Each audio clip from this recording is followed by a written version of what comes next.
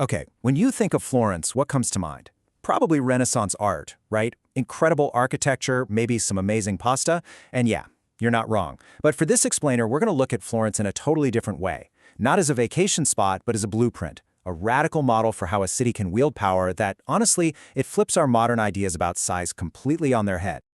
You know, the first thing that hits you when you're actually there is just the feeling. This isn't a megacity like we think of them today. You're not going to find some sprawling skyline or massive 8-lane highways. The whole place is built on a human scale. You can walk everywhere, it's super compact, and compared to, say, London or New York, it's incredibly quiet. And that feeling, it creates this really fascinating puzzle. I mean, how did this tiny, contained city become such a global heavyweight?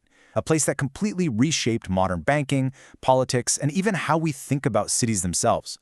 That's the big question we're going to try and unpack here. All right, so to really get Florence, you've got to start by just tossing out the modern rule book for what makes a city great, because it was playing a completely different game with a totally different definition of power. Think about it. Today, we are obsessed with size, right? We measure a city's success by its population, its square mileage, how many skyscrapers it has. It's all about scale. But Florence, it was never about getting bigger. Its power was all about one thing: influence. And that's the core idea here. Florence wasn't trying to dominate the world with sheer size or a massive army. Nope. It was designed from the ground up to project ideas and systems way, way beyond its own city walls. And believe me, that projection of ideas was incredibly powerful. You can think of Florence as a kind of laboratory for the future. I'm talking about the foundations of modern international banking, political theory from guys like Machiavelli, the whole concept of art patronage, even strategic urban planning. All of these things were basically tested and perfected right there. See, the city didn't need millions of people. It just needed leverage. Okay, so if the goal wasn't just to get bigger and bigger, what was the actual strategy? How did Florence build all this incredible influence? Well, it turns out there was a very clear, three-part blueprint they were following. The whole strategy was about intense focus. First, you concentrate all the talent and the best ideas into one small, dense space. Then, you deliberately control the city's physical growth to make that concentration even more potent. And finally, you become the master of how capital flows, making money move faster and further than any army ever could. So this is the crucial point, right here. Florence didn't chase scale, it optimized for density. Those narrow streets, the public squares that were designed just so, even the city walls, it was all designed to keep things compact. What that did was force interaction, it forced competition, and it forced collaboration among the city's most powerful people. So let's give this idea a name. Let's call it density of influence. It's this idea of strategically packing the most economic, political, and cultural punch you possibly can into the smallest physical footprint. It's all about the quality of the power you have, not the quantity of space you take up. Okay, now we're getting to what might be the most radical part of the whole Florentine model, and it's something we just don't really see today.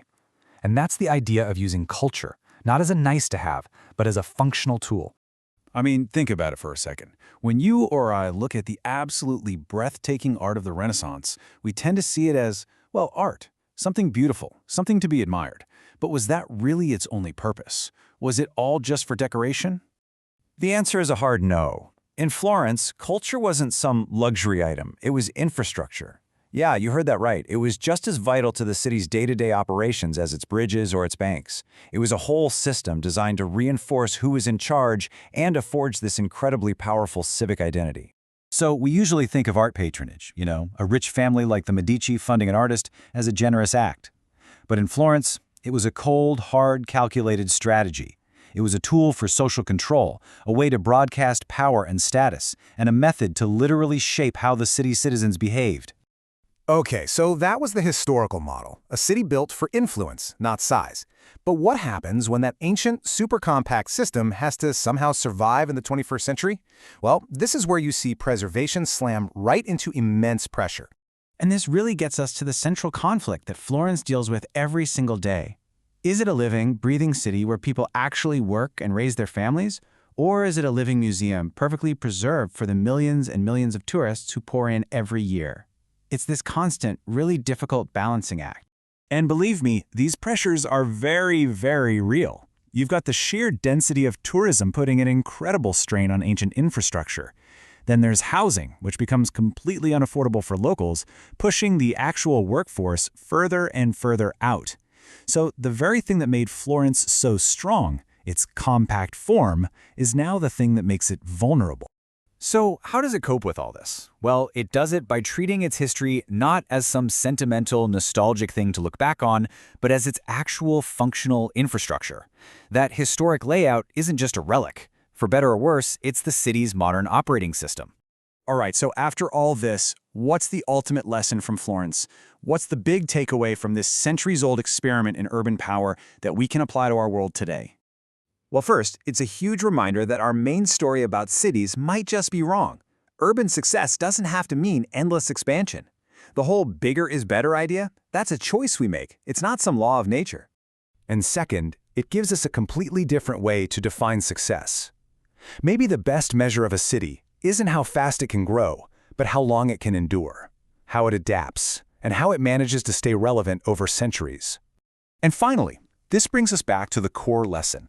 The physical footprint of the Roman Empire is long gone, but its influence is still with us today. Florence proves the exact same principle, just on a city scale. True, lasting power isn't in size. That fades. It's an influence, which can echo for centuries. So as we look at our own cities, which are almost always chasing growth, Florence leaves us with a really fundamental challenge. It makes you ask, how should we really be measuring a city's greatness?